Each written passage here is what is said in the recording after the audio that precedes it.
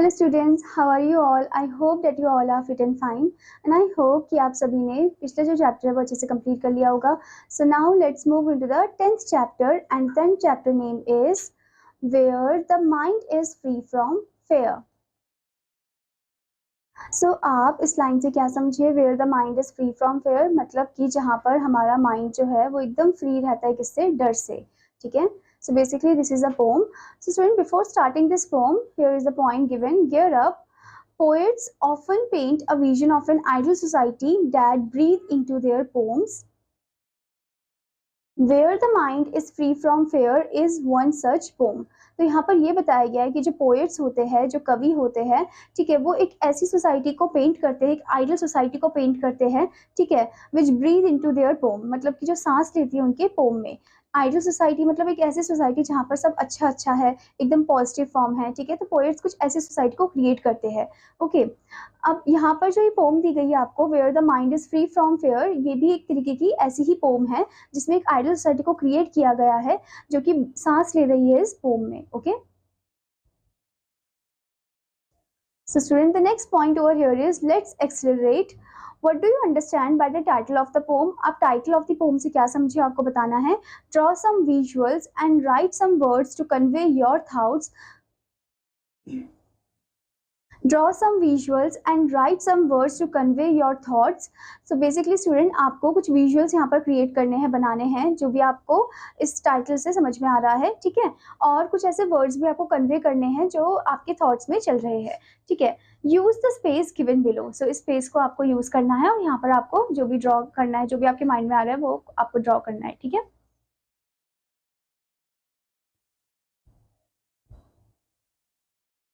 Now student, what do you understand from the phrase free from fear? Free from fear से आप क्या समझे? So basically free from fear का मतलब है कि डर से एकदम फ्री रहना. ओके. कभी ऐसे भी सिचुएशन होता है हमारी लाइफ में, ठीक है, जहाँ पर हम कुछ कुछ चीज़ों को लेकर डर जाते हैं.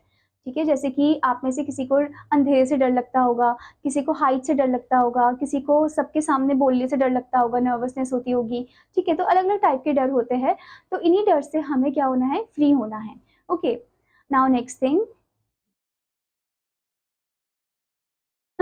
is student, why this freedom of expressing thought is important.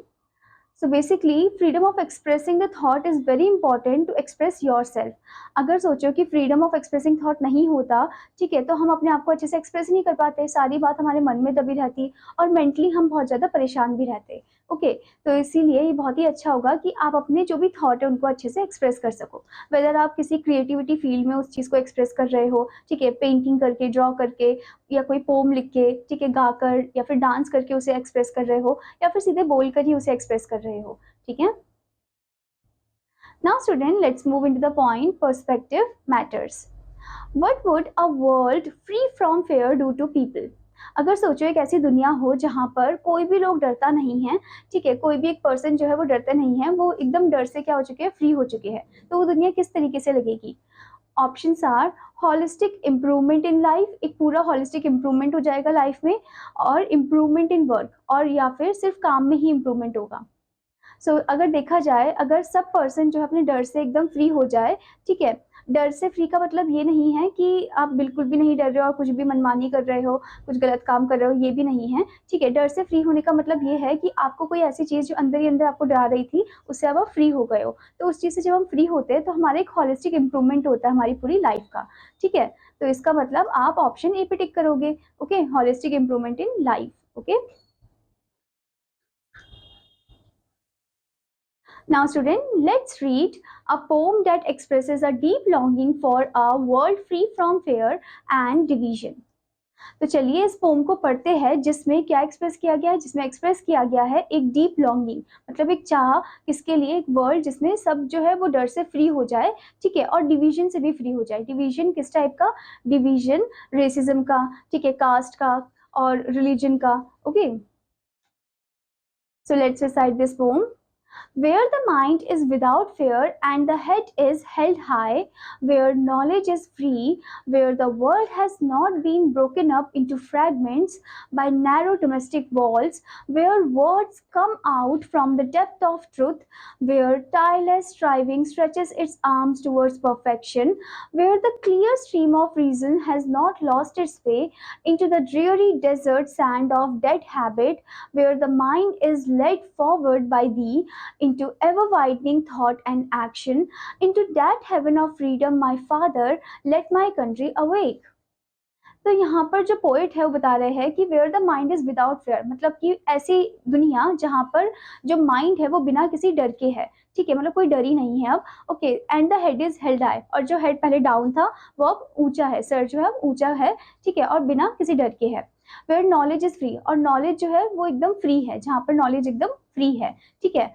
Where the world has not been broken up into fragment, जहाँ पर जो दुनिया है वो फ्रैगमेंट में टूटी भी नहीं है। फ्रैगमेंट में टूटने का मतलब ये है कि वो पॉलिटिकली डिवाइडेड नहीं है, या फिर वो रेसिज्म के बेसिस में डिवाइड नहीं है, कास्ट के बेसिस में डिवाइड नहीं है, ठीक है, रिलीजन के बेसिस में डिवाइडेड डिस्क्रिमिनेशन नहीं है, okay.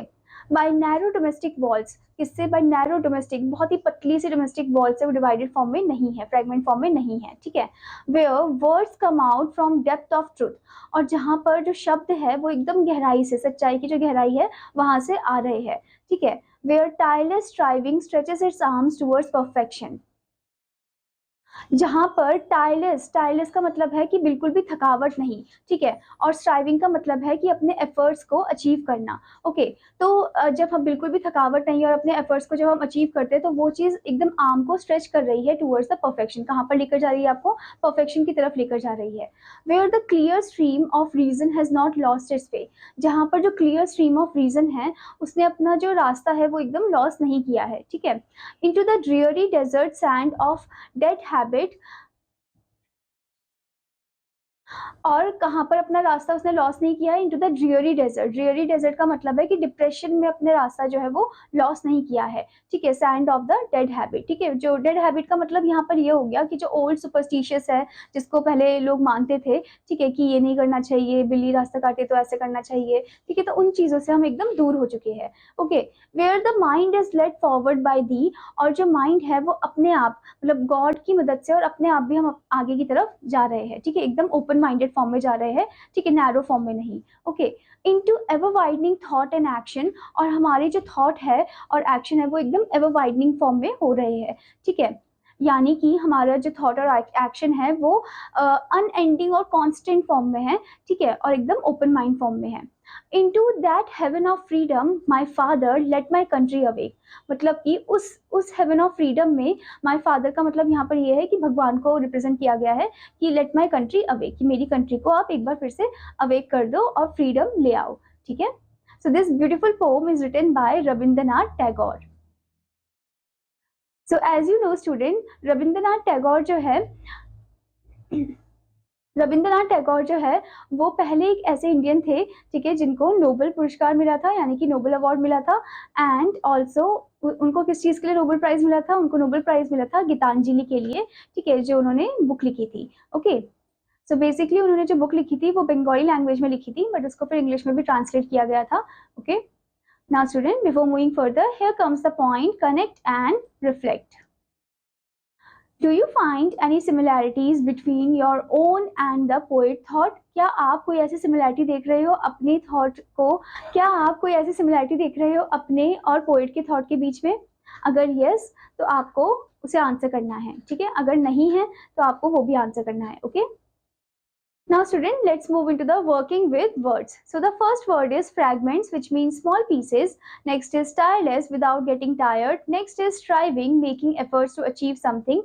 Next one is dreary, depressing and boring. Next one, ever widening, unending and constant. So I hope student that you understood this poem. Now what you have to do, आपको इस poem को अच्छे से recite करना है और exercises भी अच्छे से complete करनी है. Now I will meet you in another class. Student, take care. Bye bye.